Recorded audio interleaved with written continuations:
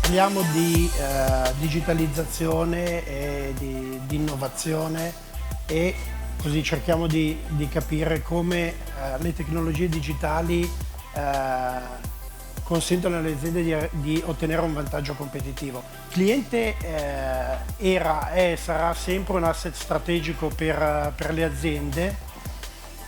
Il punto è che per valorizzarlo al meglio diventa sempre più complesso, perché il cliente sta cambiando nelle modalità con cui si interfaccia con i brand, con i retailer, sta cambiando nel comportamento d'acquisto e sta cambiando anche nelle richieste e nelle aspettative che ha nei confronti dei brand. Tengo a fare questa premessa perché arrivo da 21 anni di consulenza nella società Altea, che oggi mi ha chiesto di essere ospite, e quindi il mio approccio all'essere CIO è stato un approccio veramente consulenziale, dove ho cercato di analizzare 3 asset fondamentali: il people, l'organization e quindi i system. Quindi in un progetto che comunque in modo egregio aveva già avviato il mio predecessore, ho cercato di integrare questi elementi della consulenza a supporto dei sistemi. Ho presentato alla direzione aziendale un piano triennale che, per quanto riguarda la parte di front-end, almeno per questo primo anno, si focalizza su 3 aspetti fondamentali. Il primo è un'attività di consulenza e formazione sulla customer experience. In questo abbiamo, con una consulente dedicata, cercato di analizzare e di identificare quale fosse l'identikit del nostro cliente tipo. Il progetto è ovviamente ancora in corso e l'obiettivo appunto è identificare questo identikit per definire una nuova strategia aziendale che sia coerente con i nuovi bisogni del cliente e che nello stesso tempo non faccia perdere i valori del nostro brand. La realtà che ho riscontrato in Miraglio Fashion è una realtà che per me è stata abbastanza nuova, perché effettivamente nella dinamica di gestione del retail effettivamente trovo per la prima volta un'azienda che sui processi lavora con retail per acquisire, diciamo, un valore aggiunto. Miraglio Fashion, per chi non lo sa, insomma, distribuisce marchi come Motivi, Oltre, Fiorella Rubino, Elena Miro e Caractere e alcuni altri. Alcuni di questi sono 100% retail e altri invece hanno una dinamica mista retail wholesale. Il tema del retail, disponiamo di centinaia di negozi in Italia, è fondamentale perché il retail dà due leve di business. Da un lato la possibilità di gestire in maniera autonoma la progettazione e la distribuzione, dall'altro fornisce una base informativa esponenziale che serve all'azienda per capire cosa pensa e vuole il consumatore.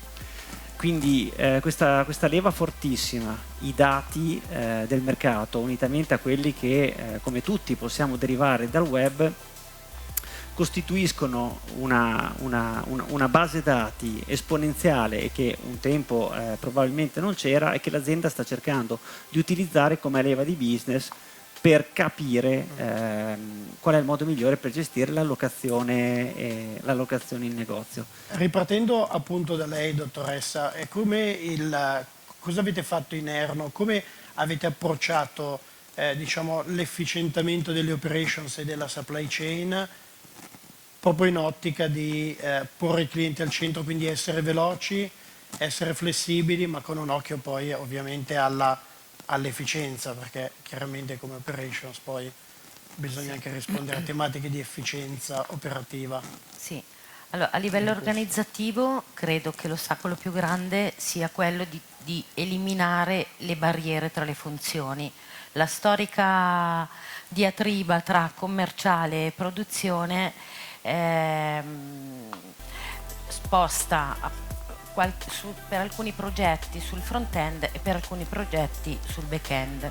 Quindi secondo me in modo molto intelligente noi abbiamo iniziato questo processo, l'ha iniziato appunto chi c'è ancora prima di me, di partire dalla parte produzione, proprio per non fargli cadere una decisione strategica di customer centricity dal commerciale, ma far avvertire che il cambiamento poteva partire da loro. E infatti uno dei progetti che tra l'altro stiamo portando a termine in questi giorni è stato appunto con Sedapta.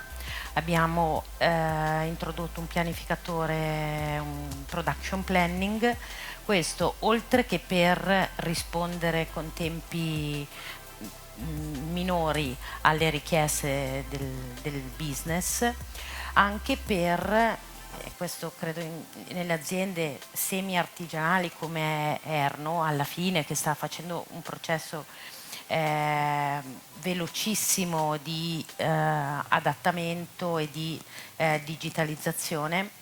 Tante idee, tanti ragionamenti, tante logiche erano e sono nella testa delle persone.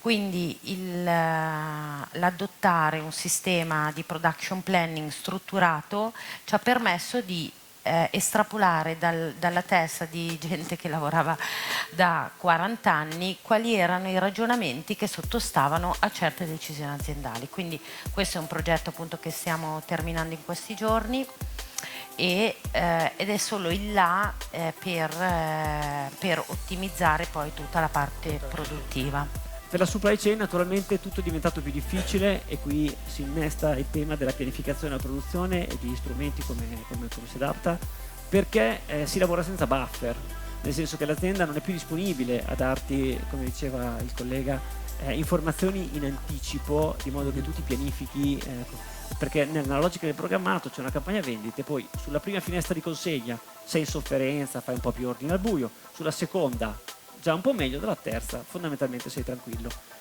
Qui è sempre una prima consegna, nel senso che comunque l'azienda ti passa gli ordini sempre all'ultimo minuto utile, per cui non puoi sbagliare la pianificazione, devi essere molto preciso.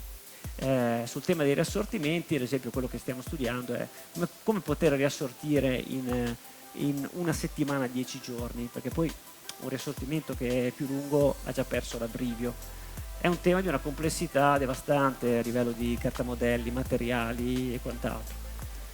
Però qualcosa che vogliamo conseguire, anche qui si innesta da un lato il tema della pianificazione, degli strumenti a supporto, dall'altro l'integrazione con la supply chain, perché presso i laboratori devi allocare quote. Naturalmente tutto questo, per chiudere, ecco, la grande variabile come sempre è un po' il fattore umano, perché io devo dire, anch'io nella mia esperienza ho visto straordinarie tecnologie sabotate dalle debolezze umane. Mi spiego. Quello purtroppo. Devo dire, quando finché diciamo, arrivare a convincere un merchandiser nell'utilizzo dei strumenti di retail analytics, di intelligenza artificiale, diciamo, ha un certo livello di complessità, ma alla fine si fa.